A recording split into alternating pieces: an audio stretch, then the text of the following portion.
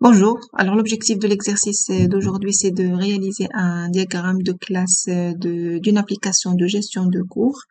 Et donc là, nous avons l'énoncé. On va essayer de le lire ensemble et de réaliser un diagramme de classe sur Asta UML, donc avec les différentes classes, différentes associations et bien sûr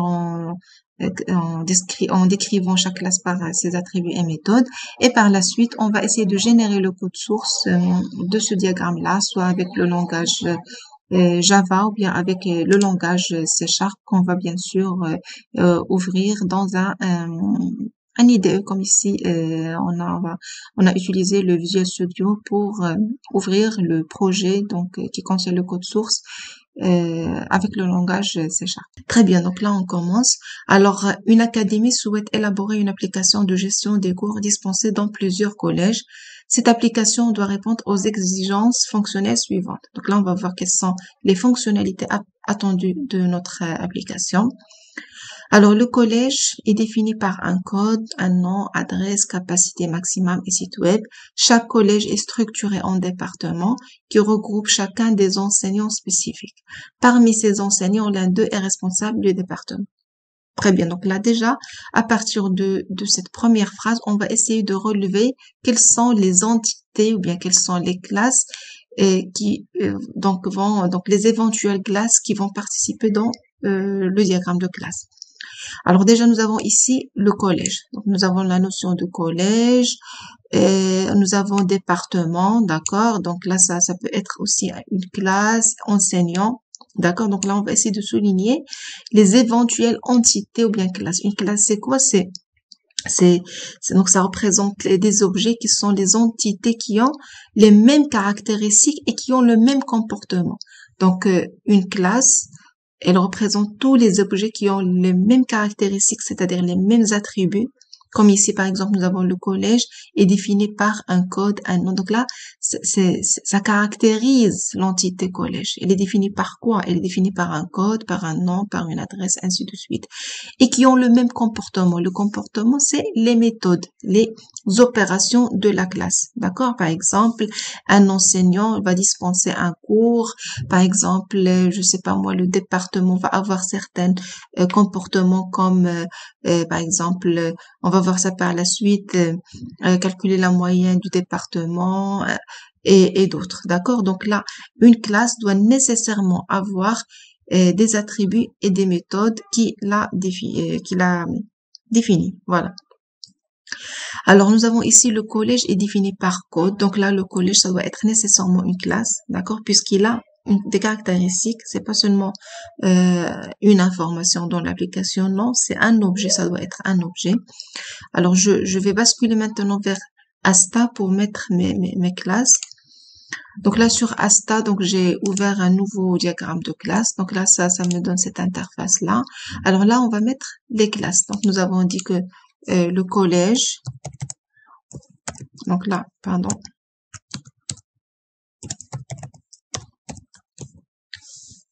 Alors nous avons collège, d'accord. Nous avons une classe département. Et nous avons enseignant, d'accord? Donc là, on va mettre d'abord les classes et au fur et à mesure, on va essayer de les enrichir par les différents attributs et méthodes. On va même discuter si on va les garder ou non, ou bien est-ce qu'on va les supprimer ou autre, d'accord? Donc là, c'est comme un brouillon pour le moment. Donc là, on a mis les trois classes. Alors, je reviens. Le collège est défini par un code, un nom, adresse, capacité maximum et ainsi de suite. Donc là, ce sont les attributs de la classe collège. Donc, je reviens pour ajouter ici. Donc, je vais sélectionner ici la classe et là, on va aller sur l'onglet attributs. Voilà. On va ajouter les attributs. Donc, nous avons un code, d'accord? Donc là, c'est le code du collège. Et donc, le type, donc on peut garder comme entier. Nous avons quoi d'autre? Nous avons le nom du collège. Donc là, ça doit être une chaîne de caractères. Alors, je vais écrire un string.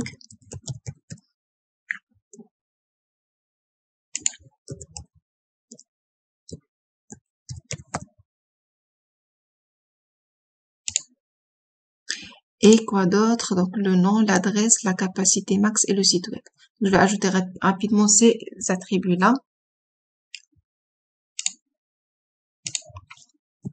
Très bien. Donc là, j'ai renseigné les différents attributs qui concernent la classe collège. Alors, je reviens. Chaque collège est structuré en départements qui regroupent chacun des enseignants spécifiques. Très bien.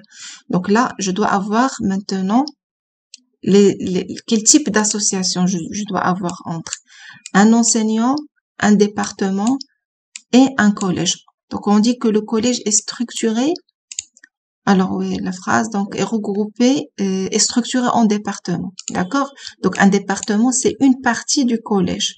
D'accord? Donc là, on sent qu'il y aura certainement une composition, ou bien une agrégation derrière, parce que le collège, il est composé de quoi? De départements. D'accord? Donc là, ça doit être une composition. Mais quel type de composition? Est-ce qu'on va faire une agrégation ou bien une composition? Donc, la différence, c'est quoi? Donc, comme on a vu dans le cours, je vous laisse également la vidéo du cours en description. Et la différence, c'est quoi entre composition et agrégation? Donc là, l'agrégation, c'est une composition aussi. Mais quand on supprime, par exemple, la classe composée, les composants peuvent toujours exister. Alors que dans la relation de composition, la composition, c'est une composition forte. C'est-à-dire, si jamais on supprime la classe composée, donc la grande classe, les petits composants doivent nécessairement être supprimés. D'accord? Donc là, par exemple, si on supprime le collège, par exemple, nous avons un collège X. Si on le supprime, on le détruit, est-ce que j'aurai les départements qui vont exister dans ma base de données, par exemple, ou bien? Non. D'accord? Donc, si je supprime le collège, je peux pas avoir un département qui existe comme ça tout seul, sans qu'il soit affecté à un collège. D'accord? Donc, si je supprime un collège X, nécessairement, je dois supprimer les départements qui appartiennent à ce collège-là. D'accord? Donc là, la relation, ça doit être une composition. Alors, on va choisir ici le type d'association. Donc là, comme on a dit, c'est une composition. Donc, on va faire comme ça. D'accord? Donc, un collège est composé de plusieurs départements. D'accord? Alors, le département, est-ce qu'il a des attributs ou non? Donc, chaque collège est structuré département. Donc, on n'a pas parlé d'attributs. Donc, on va juste lui donner une clé. Donc, un ID. On va ajouter ici un attribut. On va dire, par exemple, ID département. Très bien. Donc là, on a ajouté comme une clé pour cette classe-là. Alors maintenant, la relation entre enseignant et département. Donc, nécessairement, un enseignant, il appartient à un département. Il est affecté à un département. D'accord? Donc, je reviens. Voilà, qui regroupe chacun des enseignants spécifiques. D'accord? Donc, nous avons regroupe, qui regroupe chacun des enseignants. Donc là aussi, c'est une composition, mais cette fois-ci, ça doit être une agrégation. D'accord? Parce que si jamais on supprime le département, les enseignants, est-ce ils vont être supprimés? Non. Ils vont toujours exister, peut-être ils vont changer de département. Par exemple, dans un collège, nous avons 3 départements, on a enlevé un département, on a gardé 2. Alors, les enseignants qui ont été affectés au premier département, donc sont affectés aux autres départements, ou bien carrément vont changer de collège, ainsi de suite. L'important, c'est que dans ma base de données, j'aurai toujours un prof X, un prof Y, je ne vais pas les supprimer de ma base de données. Donc là, c'est une agrégation. Donc là, c'est ça la différence. Alors là, on va prendre une agrégation, comme ça. D'accord? Donc là, c'est ça la différence. Un collège est composé de plusieurs départements. Donc, à chaque département, il est composé de plusieurs enseignants. Donc là, c'est une composition. Là, c'est une agrégation. Alors, on termine. Parmi ces enseignants, l'un d'eux est responsable du département. Voilà. Donc, comment on va reprendre ça? L'un de ces enseignants est responsable du département. Donc là, c'est un type d'association. Donc c'est une association simple qu'on va la nommer par exemple est responsable de. Donc une association entre département et enseignant. Donc on va prendre l'association. Voilà. Je vais juste là changer un peu. Voilà. Donc, comment on va nommer cette association? On va la nommer, on écrit ici, est responsable de. Voilà.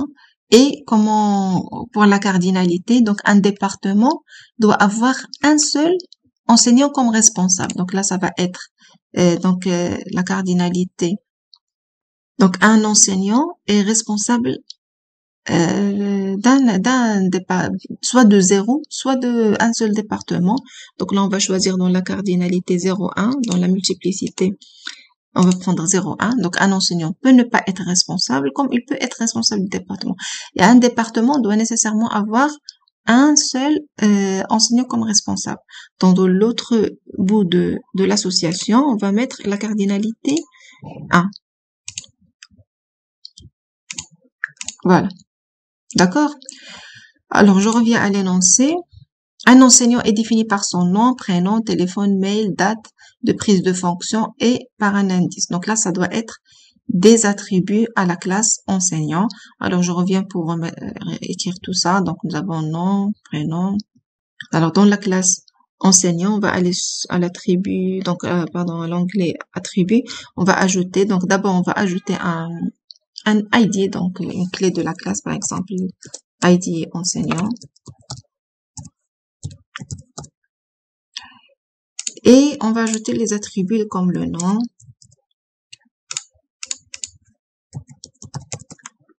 Très bien, donc là, j'ai renseigné les différents attributs de la classe enseignant. Donc, un ID plus le nom, prénom, téléphone, mail, ainsi de suite. D'accord? Donc, on a fait cette phrase-là. Chaque enseignant ne dispense qu'une seule matière. D'accord? Donc là, c'est une autre... donc là, on va se demander, est-ce que matière va être une classe ou non? Donc, je vais la souligner. Donc là, déjà, nous avons enseignant, dispense une matière. Donc là, c'est comme si nous avons deux classes avec une relation dispensée. D'accord? On va continuer la lecture. Est-ce qu'on va mettre ici dispenser matière comme une méthode à la classe enseignant ou bien carrément on va créer une classe cours ou bien classe matière? Alors, les étudiants suivent quant à eux plusieurs cours et reçoivent une note pour chaque cours. Donc là, étudiant, donc là, c'est clair que j'aurai une classe étudiant. Et j'ai cours avec la relation suivre. Donc les étudiants suivent plusieurs cours et reçoivent une note pour chaque cours. D'accord? Donc là, pour chaque étudiant, on veut gérer son nom, prénom, téléphone. Bon, ça c'est clair, c'est des attributs à la classe étudiant, tout ça. Un cours est défini par un code, un libellé. Voilà, donc là, un cours, ça doit être une classe. Un cours ou bien une matière, donc on peut donner un seul nom, soit on va la nommer la classe cours ou bien on la nomme matière. Donc c'est la classe cours par exemple va avoir une relation avec un enseignant, donc il donne des cours à des étudiants, d'accord? Très bien, donc là c'est un peu clair. Je reviens sur Asta. On va ajouter donc la classe étudiant. Voilà, donc la classe étudiant avec ses différents attributs, je vais les ajouter, donc le nom, prénom, ainsi de suite. Et bien sûr, on va donner un ID à la classe. Très bien, donc là, j'ai renseigné les différents attributs de la classe étudiant. Alors, on va ajouter la classe cours, ou bien matière. Alors, un cours est défini par un code et un libellé.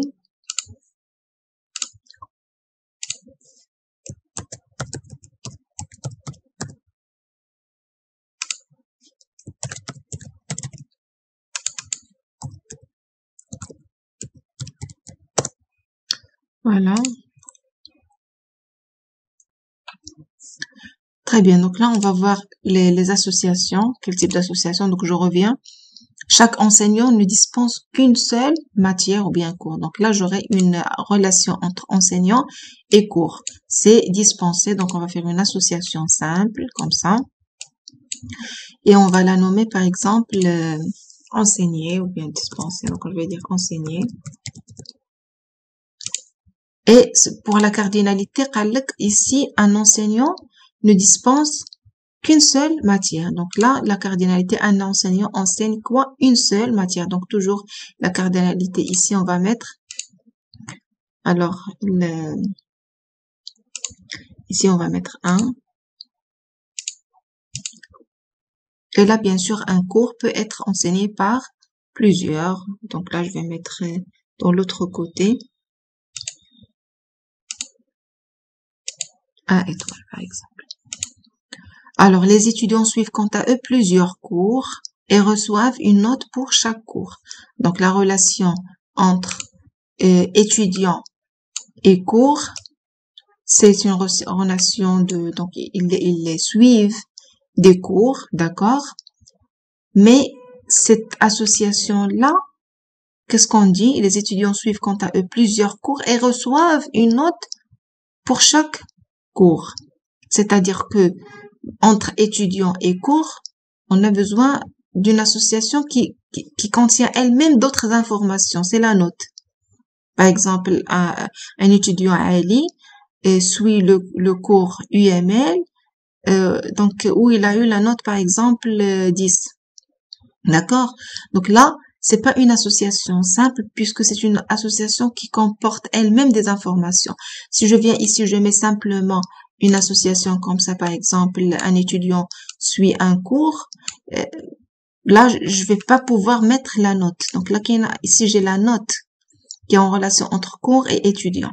D'accord? Donc là, c'est pas correct. Si je mets seulement une association comme ça, c'est pas correct. Donc là, qu'est-ce qu'on doit faire? On doit faire une classe d'association. Donc, si vous vous rappelez le cours, on a parlé des classes d'association. Ce sont des associations entre deux classes, mais qui comportent eux-mêmes des informations. Donc là, je vais faire ici, comme ça. Donc, une classe d'association. D'accord? Et on va nommer ici, par exemple, suivre un étudiant. Un étudiant suit, donc, on va dire, donc, dans la cardinalité, on va dire, pardon, je sélectionne ça. On va dire un étoile, d'accord? Plusieurs cours. Un cours est suivi par plusieurs étudiants, donc même dans l'autre côté, c'est un étoile. Un cours est suivi par plusieurs étudiants. Et là, dans cette association, on a besoin de la note. Donc là, on va avoir comme attribut ici la note. D'accord? Donc là, voilà, un étudiant suit plusieurs cours où il reçoit des notes. D'accord? Donc comme ça, on a utilisé la notion de classe d'association. On l'utilise chaque fois où on a une association, relation entre deux classes, mais cette relation comporte elle-même des informations. D'accord?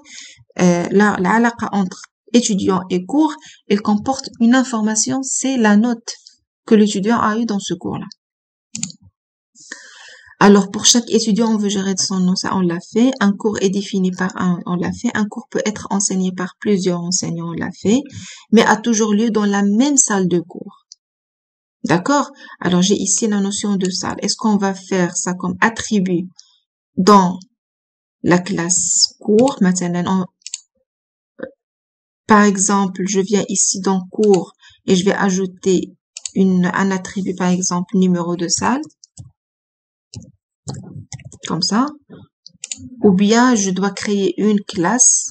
Si je crée une classe, alors je reviens, un cours est défini par un code. Un cours peut être enseigné par plusieurs enseignants, mais a toujours lieu dans la même salle de cours, chacune ayant un nombre de places limité. Voilà, donc là, j'ai des informations sur la salle. D'accord? J'ai des informations sur la salle. Donc là, comment on va faire? Comment on va procéder? Est-ce qu'on va garder salle comme une entité à part entière dans notre système? Ou bien une classe d'association, ou bien carrément je l'ajoute comme attribut à cours. Donc là, ce qui apparaît plus logique, c'est que les salles, je dois avoir dans ma base de données une table sur les salles. Par exemple, dans le collège X, j'ai la salle 1 qui a la capacité, par exemple, 30 tables, la salle 2, j'ai l'amphi X avec certaines capacités, ainsi de suite. Et cette salle-là, je vais l'utiliser plusieurs fois. D'accord? Donc là, ça doit être une entité, puisqu'elle a des caractéristiques. Elle peut même avoir des comportements. Par exemple, une salle est, par exemple, une salle qui est, par exemple, non conforme pour l'utilisation, une salle qui est, par exemple, en cours de réaménagement, une salle qui est, par exemple, donc, par exemple, conforme pour passer un examen ou autre, d'accord? Donc là, ce sont des informations, c'est un comportement à l'entité seule. Donc là, ça doit être une entité ou bien une classe à part. Donc là, ici, on va supprimer cet attribut-là. Et on va ajouter une classe salle.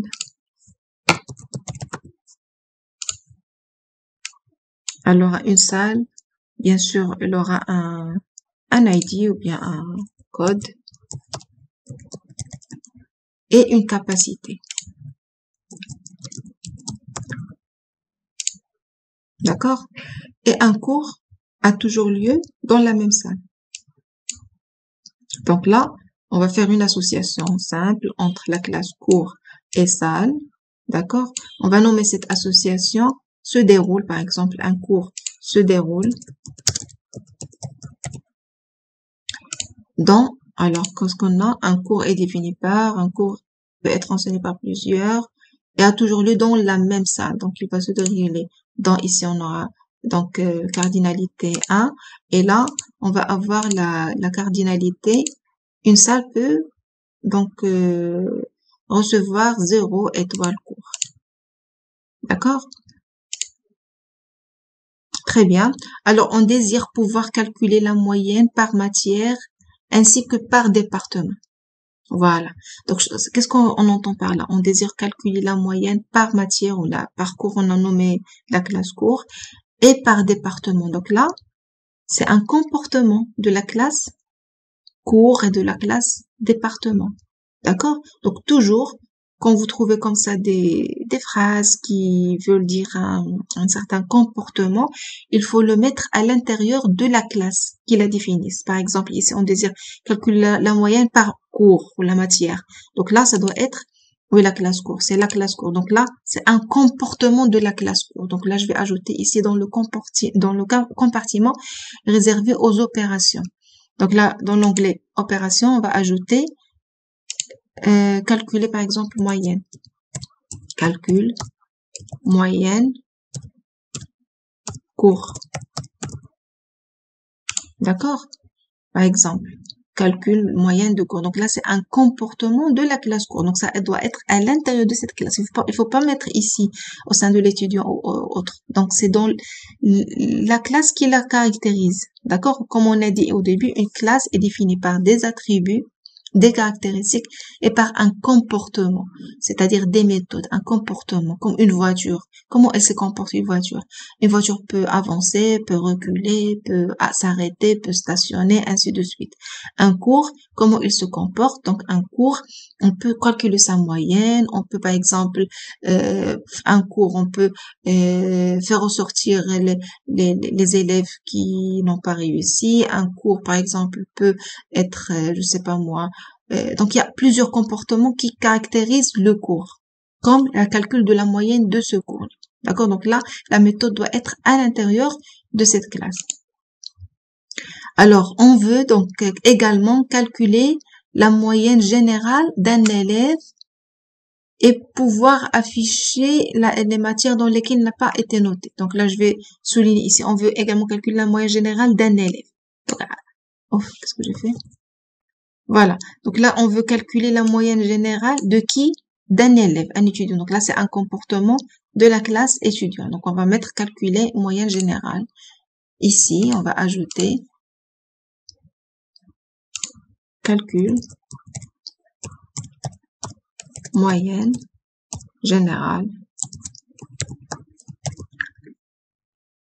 D'accord, d'un étudiant. Quoi d'autre? Et pouvoir afficher les matières dans lesquelles il n'a pas été noté. D'accord? Donc là aussi, c'est un comportement de l'étudiant. On va faire ici afficher. Bon, je vais faire comme ça, matière dans lesquelles il n'a pas été noté. Donc, je vais mettre non noté. Bon, vous pouvez nommer ça comme vous voulez. D'accord? Afficher matière non notée. Voilà, donc afficher les matières dans lesquelles il n'a pas été noté.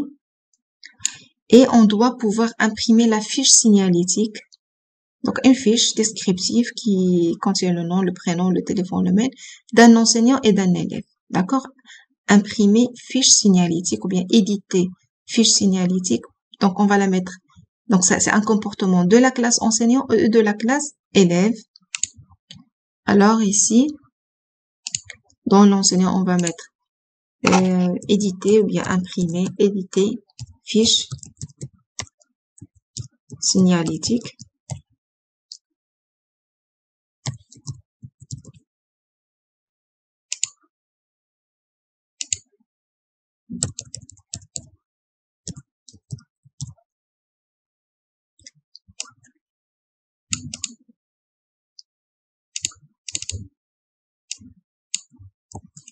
Et de même pour les élèves. Donc, on va ajouter ici une opération éditer fiche signalétique. D'accord? Voilà, donc là, je pense, on a fait le tour de l'exercice. Donc, voilà mon diagramme de classe. D'accord? Donc là, j'ai un collège qui est composé de plusieurs départements. Un département contient plusieurs enseignants. D'accord? Un enseignant peut être responsable d'un département. Un enseignant peut enseigner plusieurs cours. Non, un enseignant, il doit enseigner un seul cours. Et un cours peut être enseigné par plusieurs enseignants. C'est ce qui est fait là. Voilà. Nous pensons qu'il n'y a qu'une seule matière et chaque matière peut être faite par plusieurs enseignants. Un étudiant suit plusieurs cours et il a une note dans chaque cours. Un cours se déroule dans une salle, donc une seule peut recevoir plusieurs cours. Voilà. Donc là, si vous voulez, c'est la première version de mon diagramme de classe. Alors, une fois on a fait ça, donc comme on a vu dans le cours, l'élaboration des diagrammes de classe doit se faire par itération. Donc, toujours, il faut raffiner un peu votre réflexion, et essayer de voir si vous voulez donc factoriser certains comportements du diagramme de classe, si vous voulez par exemple améliorer le diagramme de classe, ainsi de suite. Donc là, la première des choses qui saute aux yeux dans ce diagramme de classe, c'est ici au niveau de la classe enseignant et de la classe étudiant. Alors si vous remarquez là, j'ai pour enseignant, l'ID, le nom, le prénom, le tel, le mail, date. Ici, la même chose qui se répète, le nom, le prénom, le mail, le date. La méthode éditer fiche signalétique, la méthode éditer fiche signalétique. Donc là, on peut ici factoriser les comportements communs dans une classe mère, d'accord? Et là, on va bénéficier de l'héritage. Donc, on a donc la notion d'héritage qu'on a vu sur UML, d'accord? On peut créer une classe mère, par exemple, on va la nommer personne. Je vais ajouter ici une classe personne. Et dans cette classe personne, je vais ajouter tout ce qui est commun. D'accord? Je vais garder dans la classe enseignant ou bien dans la classe étudiant que ce qui est spécifique à ces classes-là. D'accord? Donc là, c'est parmi les bonnes pratiques de la conception, c'est d'utiliser la notion d'héritage tant qu'on le peut. Donc au lieu de à chaque fois on crée une classe enseignant, on va ajouter ses attributs, ses comportements, puis on refait la même chose dans la classe étudiant, autant créer une classe mère, personne, et ces deux classes-là vont hériter de la classe personne. Alors, dans la classe personne, on va ajouter maintenant les attributs qui sont en commun. D'abord, nous avons l'ID, donc on va nommer ça ID personne. Voilà, donc là, ce sont les attributs qui sont en commun. Maintenant, les méthodes qui sont en commun, c'est éditer la fiche signalétique. On va l'ajouter là.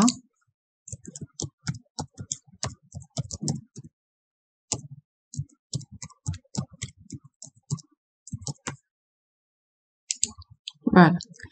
Et maintenant, je vais enlever ces attributs-là à partir de chaque classe. Par exemple, pour l'enseignant, on va supprimer, par exemple, ici. Voilà. Et dans les opérations, je vais supprimer cette méthode. Voilà ma classe enseignant. La classe étudiant de même. Pour les attributs, donc je vais enlever tout ce qui est en commun.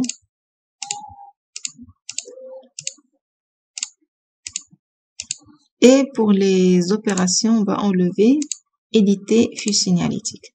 Voilà. Et maintenant, je vais faire l'héritage entre ces différentes classes-là. Donc, je vais prendre le symbole de l'héritage. Donc, un enseignant hérite de personnes et un étudiant hérite également de personnes. Donc, voilà maintenant mon diagramme de classe. Très bien, donc là, une fois nous avons donc terminé l'exercice, on a réalisé le diagramme de classe, on va passer maintenant à l'étape de génération du code source. D'accord? Donc à partir de ce diagramme de classe-là, on va générer le code source des classes qui participent dans notre diagramme.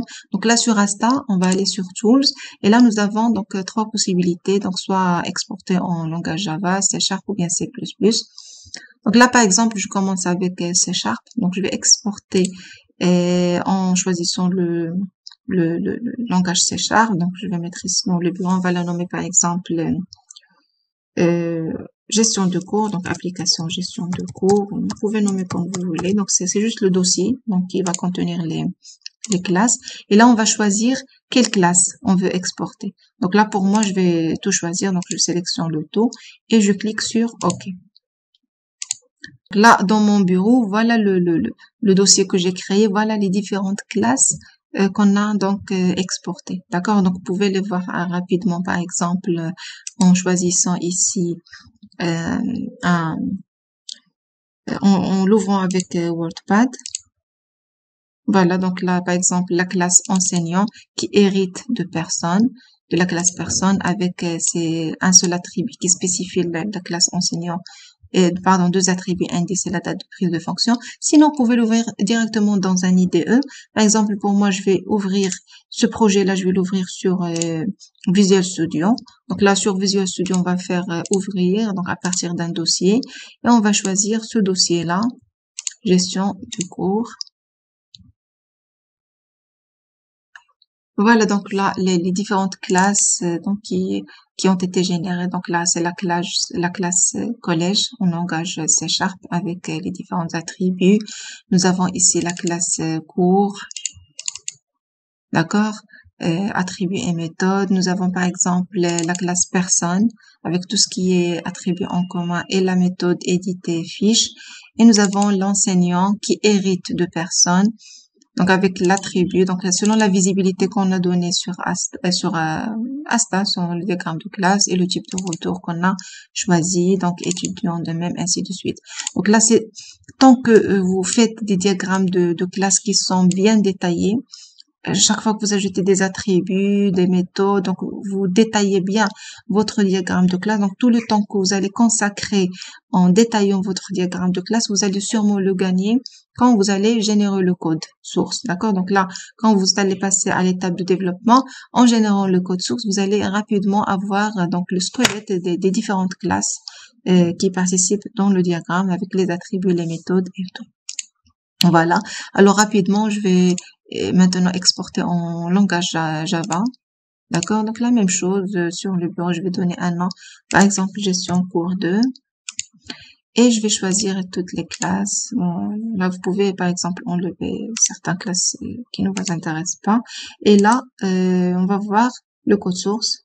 Donc là, c'est le dossier qui contient le code source Java. D'accord? Je vais ouvrir avec le WordPad. Voilà, donc là, une classe enseignant qui hérite extends personne, d'accord, selon le langage Java. De même pour les autres. Par exemple, on va voir la classe personne. D'accord. Donc de même, ce projet-là, donc ces différentes classes-là, vous pouvez l'ouvrir dans un IDE comme Eclipse ou autre. Donc là, vous avez déjà le squelette des différentes classes de votre projet qui sont là, donc prêts à être utilisées. Donc, bien sûr, vous pouvez les adapter par la suite, ajouter ou bien modifier dans ce code source-là.